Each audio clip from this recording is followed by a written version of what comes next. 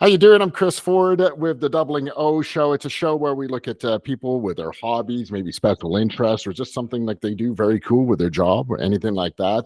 And the Doubling O Show is because I got two O's in my last name. It's having a little bit of fun with it. Now, today I have Curtis Lafleche. And Curtis, you're a canoeist, backcountry guy.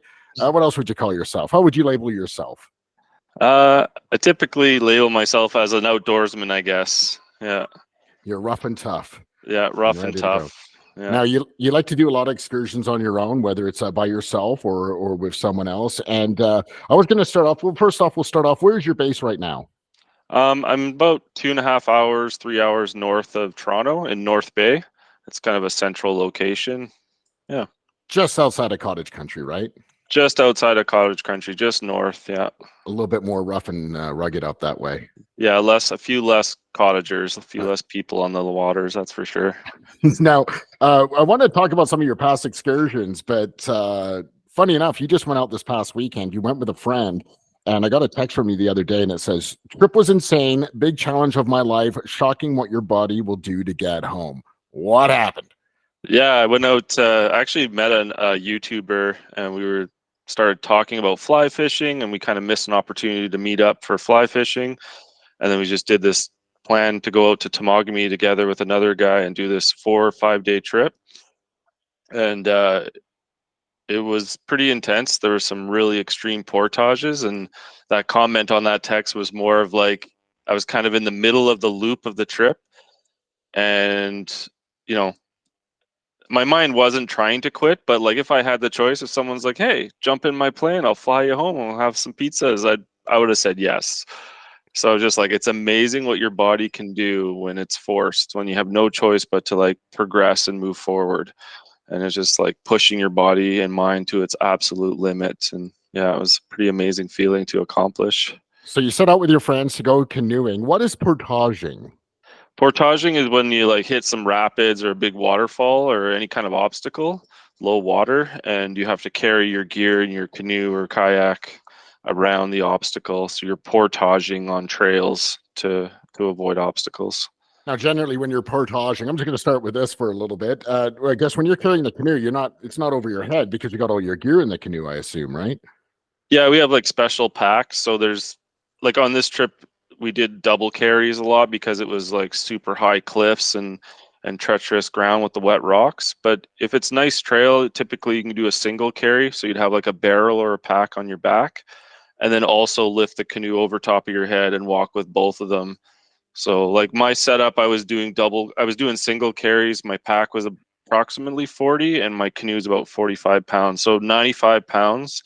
And we did about, I would say half the portage is single carry. So 5 kilometers of portaging with 90 pounds. When you go with someone, do you have your own canoe each, or are you sharing the canoe? Yeah, we were sharing the canoe. So I was lucky enough to share some of that responsibility. Derek had his own solo canoe, and when I go solo, it's just you. If you're doing a single carry, you're carrying everything yourself the whole time. So And like, I mean, if you're getting out of the canoe to portage, obviously there's, like you said, there's some dangerous ground ahead, maybe a waterfall. So if you got to go down like a cliff, if there's a waterfall and you got to go down that, when you're portaging with this canoe, that can't be easy. no, yeah, there was times where I was like questioning if I was going to get super injured out there. It was getting I really bet. dangerous, and you have a canoe and wet rock, and you have to look for footing, and you just kind of learn to know that it's just baby steps essentially. There's no like jumping from rock to rock. You're just doing little baby steps at every moment, and yeah, it's dangerous. You have to have a lot of experience to be doing bigger trips like that. Yeah. So that's the scary stuff. But I guess the award is, or the reward is, what you see while you're out there, especially when you're out on the canoe. Yeah, exactly. Like I was ready to, I was having a tough time with some of the hard portages and getting pretty drained because we were, it would have been nice to have a couple extra days, like a rest day or something. We pushed the limits by doing it in 3 nights. Um, but yeah, you get to the bottom of a really hard portage and you're just done and you're just like, what am I doing? And you get Let in me the just camp canoe. here. Yeah, exactly. I'm just gonna sleep here. Like, leave me here. I'll get rescued. But then you get to the bottom and you see the big giant waterfalls, like Bridal Veil Falls, for example, and it just motivates you. You get like a second win instantly, and kind of forget about what you just went through, because you get to see something that, only people that are willing to go through that get to see, so to speak. So, Well, the beauty of it is, Curtis, is that you actually record a lot of this. You have your own YouTube station. What's your YouTube station called? it's at No Not So Epic Adventurer right now. And Yeah. I must admit, Curtis, you got some beautiful shots on there, especially of wildlife and some of the really cool stuff. Now, I want to get into like how you map like these canoe trips, because it's quite exciting, and like you have to go in obviously quite prepared, especially like you've gone on some of these alone. But why don't we talk about some of the wildlife you see when you're out in a canoe? Yeah, I mean, if it takes a lot of hours on the water, but a lot of it's just luck. And if you're kind of quiet or just, moseying around, you get to see a lot of cool things. I've seen, I haven't been able to take video or pictures of all of them, but, I've seen moose, wolves. Haven't seen too many bears lately. But then I get to see like river otters, beavers, geese, lots of birds like great blue herons and all the little songbirds in the spring. So it's something I really enjoy doing. It's just wildlife watching. That's Now I that's what see. makes me a bad fisherman, I guess. Actually, you're a good fisherman as well. I've seen that too. You're just being very modest. Now, I guess when you're taking these shots, and we're going to talk about your camera gear as well, but when you're on the canoe, you get to really kind of sneak in on these birds and these river otters. I mean, you got footage of a otter eating crayfish, which is phenomenal, better than I've seen on any like adventure show or anything like that. I guess that must be just such a treat to be able to just kind of sneak in there with your canoe. Yeah, I mean, everyone has their thing, but like for me, I was so giddy. I was just filming these geese, and I just saw the water ripples, and I'm like, this has to be something. So and all the geese kind of looked over, so I moved my camera and I was just watching and watching, and all of a sudden, there was 3 river otters that emerged right beside my canoe, and they were just crunching on crayfish, and it was a majestic moment for me, and I'm glad I was able to capture some of it too. Yeah. Yeah, the shots that you catch. Why don't you tell us a little bit about the setup? Like, I mean, obviously there's some preparation going on here. You've got some excellent shots from your camera. You're on a canoe. Why don't you kind of give us try to tell us about what it looks like for someone Yeah. who's looking at you on a canoe with all your camera gear? Well, there's been a time where I like went fishing and these 2 kids were on the dock and they're like, "Are you a YouTuber?" I'm like, "Oh gosh, yeah, you might like, I have a GoPro on my head or mounted on my chest, and then I have my big tripod like wire tied to my frame of my canoe with I have a Lumix FZ300, and it's just great for a great starting camera for me. And so it's all kind of accessible, and you have to have different tripods for different moments and different angles, but it's something I've been working on to improve on as well, for sure. The Yeah, the gear. shots are amazing. It reminds me of like a gunner back in like World War II, like on a plane kind of thing, right? You're the captain of your own ship, but you also got the gun. In this case, it's a camera, but you're shooting like incredible wildlife footage. Very incredible stuff there. What is your camera that you use? Yeah, it's a Lumix FZ300. I believe it's like a brand from Panasonic. Yeah, is that They like a did a lot of. GoPro? No, it's a regular SLR, digital SLR. Is it But it waterproof? shoots video. It's water resistant. So I did a Okay. bunch of research, and there was a couple of YouTubers that like worked at camera stores and swear by this camera for a starter camera, because it's durable, water resistant, and it has like a 500 millimeter zoom. So like the other day, I saw a bald eagle across the lake land on a tree, and I was able to zoom right on it. But the canoe's in the waves, and I'm holding a camera, so it just didn't go well. And like you said, it's reminded you of a gunner, and that's kind of what I'm working on, is like building that gunning station so I can just like put the paddle down and grab the camera, because that's the kind of efficiency you need to kind of get those shots more consistently, I guess. Yeah, those shots, Yeah. they're amazing because I mean, really, like you think about it, like when you're on a hiking trail, you only see so much.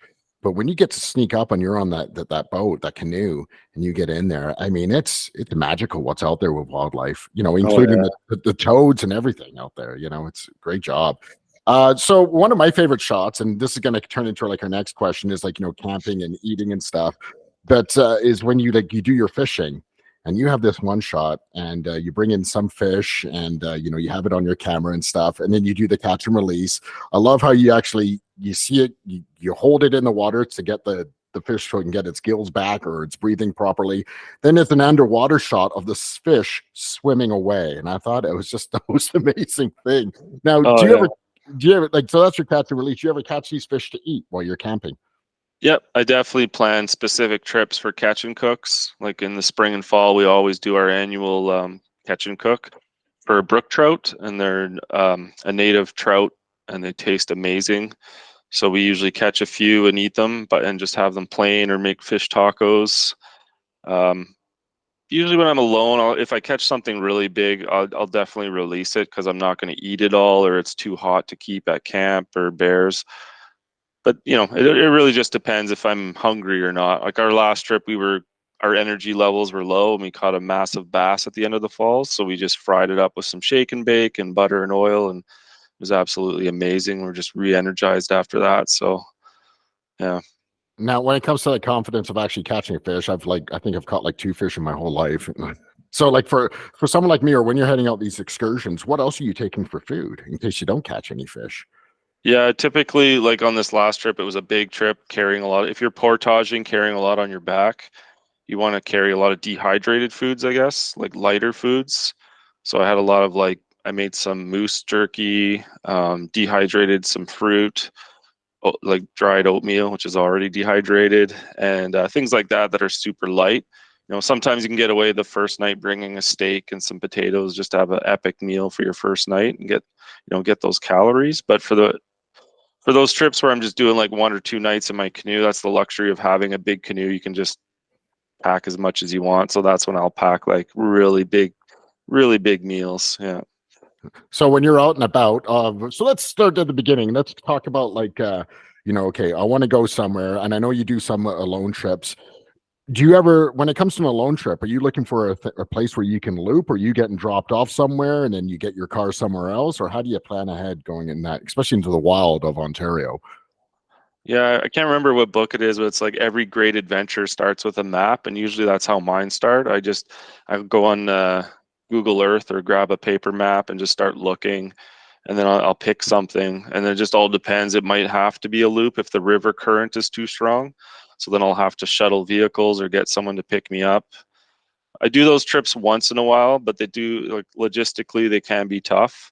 So it's a once in a year trip where you gotta where like shuttling is involved. But other than that, you know, usually I'm okay just to go wherever and stay on islands or stay at backcountry camps or parks. So I'm kind of open to wherever I want to stay. Now there's like a trillion lakes in Ontario. Are you actually like sometimes taking like a stream or a river to a lake, to another stream and river to another lake? Are you kind of doing that kind of body of work? Yeah, like this last trip we did pretty much Lake Temagami. Then we went into Diamond Lake, and then we went into the Lady Evelyn Loop. So there's the North Channel, and then we came down the river, and then the South Channel, and then looped back onto Willow Island Lake, and then returned. So it was kind of Oh, like three lakes and two rivers. oh, Yeah. that's incredible. When it comes to camping and finding your camping spot, are there sometimes they labeled out, or are you just kind of hoping for crown land? Yeah, if it's just if I'm in the backcountry, I'm just looking for typically it's always bug season around here, so you want something open so you get a bit of a breeze and it's not too close to any marshes. And then something I like to consider is sunset and sunrise, especially for photography. Even like facing north, if you think the northern lights there's like a high chance of northern lights, then you kind of want your camp facing at least where you can see north to capture some things like that. So there's a lot of things to consider, but sun is a big one and bugs. Yeah. Yeah, it must be quite mystic. Like, when you do shore for the evening, you got your canoe up on the shore and then you're setting up your fire in your campsite. Must be quite magical at that moment. Yeah, I'm not. I mean, I worked in the bush for 20 years and I've been doing this forever. But like last month I was doing it and I was paddling away and my campsites were taken. So I had to kind of like improv, and I was way in the back where nobody was. I'm just setting up my own, like building my own camp. And it's a bit of an eerie feeling for a moment where you're just all alone and but typically that goes away fast. Usually a fire is kind of like a vice for me. Once my fire's going, I feel safe again. You're good to go. Make sure that Yeah, that moose jerky is like hidden away from any of the bears or wolves. exactly. Yeah, we always tie up our food way high in trees and away from camp to Yeah, you don't want any smelly things around your tent. Oh, I never thought of that. So you set up your camp. How far away do you go and tie up your food? I mean, I believe there's rules in parks, but I typically try to do like 100 feet away from my tent, and then you want it so far away from the trunk of the tree so they can't reach it, and then out of their reach, so 7 feet high at least for minimum. You were saying earlier that you see some other people out there camping. What's it like when you're way out in the backwoods and then you see someone else? You're like, oh gosh darn it. What are you doing here? Are they thinking the same thing? Or is it actually kind of cool? It's like, hey, how's it going? Kind of a quick wave or Yeah, there's a camaraderie out there for sure. If you're in the backcountry, especially. So usually there's a long chat involved. Sometimes you link up canoes and, like-minded people. You just have a long conversation. Sometimes it's just a wave. A wave is 100% standard. If they don't wave, then that's kind of sketchy. Like, because everybody waves out there. Like, even boaters will slow down for you and then give you a big wave, and you'll wave to kind of thank them for slowing down, because they can create big wakes and waves that can be a little scary for some paddlers. for sure. So Yeah. when you got so let's talk about canoeing and kayaking, the difference between those two. Maybe you can kind of explain. Like to me, it's like a canoe is like a pickup truck. You can just throw everything in there, and then a kayak seems like it's like more of a sports car where you can throw something under the hood and keep things dry. But is that kind of a good rationalization, or is Yeah, I think it's a really good one, because a kayak is like a sports car. It's a lot faster than a canoe. It tracks and cuts through the waves. Um, it is covered, like your gear will be covered, but that said, it'll also be limited of how much space you have in those kayaks, depending on the size of your kayak.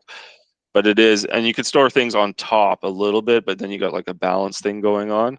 So you're a little limited on space, where a canoe, it tracks a little slower than a kayak, but it does really well in the lakes and the rivers, and it's just more versatile. You can pack so much more gear in a canoe. And are you using that's containers or anything like that for the canoe? yeah, there's special blue barrels that you can buy that are containers that have straps that you can strap to your back for portaging. And then there's also like waterproof bags. I mean, you could use a regular backpack. I would say like 50-60% of the people use regular backpacks. The more advanced trippers and stuff, when they're, because you could just throw a tarp or something over top of your backpacks, but more advanced trippers, or like people that do it consistently, will get waterproof bags or a barrel. So getting Uh, back to portaging, which we kind of started off the show with, are you ever doing yeah, like 2 trips or 3 trips to get all your stuff? Never I've done. thought of that. We were joking about it on the last trip, because like every little like gram counted when you're doing those extreme portages, and we're just like, why do we bring all this camera gear? Because that weighs the most almost. Like, if we took out the camera gear, we're looking at like 3 pounds, and a few extra clothes, and you can take another pound off. But yeah, camera gear weighs a lot. So it depends. I've been on solo trips where I've done 3 trips, but if it's a 500-meter portage, that's like kilometer. So it's just too much. You And try to keep again, it. yeah, Yeah. when you're portaging, it's because you couldn't go somewhere because of the river. So yeah, it's not good trade. It's not like you're walking down a sidewalk or anything. So yeah, it's 3 kilometers there and back, there and back, there and back. But it's also like over slippery rocks and stuff, man. Yeah. You don't want to do triple carries too often, that's for sure. But So I guess one of the biggest things before you head out, I guess you look at the weather, right? yeah, weather, I mean, it all depends. Like, anything can happen. I've been It in does, like yeah. 30% chance of less than 1 millimeter and was in the worst storm of my life. So just weather in general, you gotta, looking at the weather reports, you can get like special like Zolio or different Garmin's that can tell you weather reports on your phone when you're out of service. But just being aware of what's possible for weather, but always being prepared for the worst. Yeah.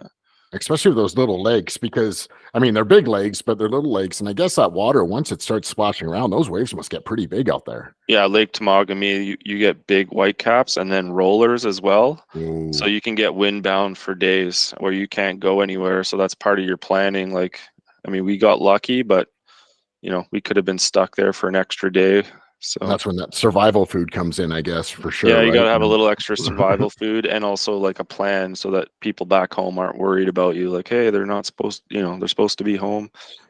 But Yeah, I yeah, guess. Do you ever wind. suggest Go ahead.